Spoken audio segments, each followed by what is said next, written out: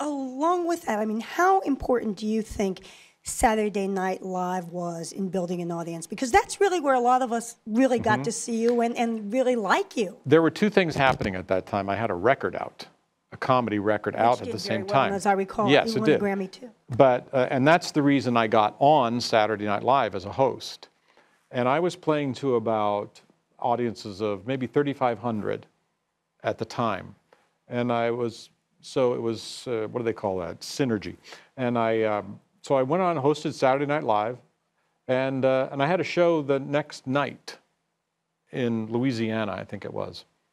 And so I'm ready to go on. I said, how many people are out there? They said, 7,000. I said, 7,000? And I was, I was still learning how to play to 3,500. It's 7,000. And I walked out, and there was this cheer, like, it scared me. And I realized that then I understood the power of SNL and television and everything, and it just completely changed everything. Do you think that things are harder or easier now for young comedians, given that there's cable out there? And who are some of the young comedians? This is a question from one of our audience members. Who are some of your favorite young comedians today? Well, I'm out of contact a lot with comedy. I did see a show.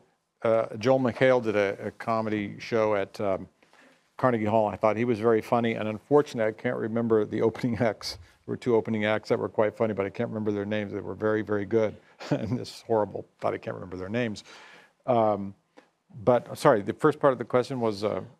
just, do you think it's easier now because of cable and there's a comedy channel? It's so double-edged because now, yes, there's more opportunity to be seen, but it's harder to distinguish yourself because you're like 100 comedians. You just, how do you, I don't know what I would do because every base is covered. Absurd, somebody's doing that. Somebody's doing stories about home. Someone's, doing how crazy the airlines are.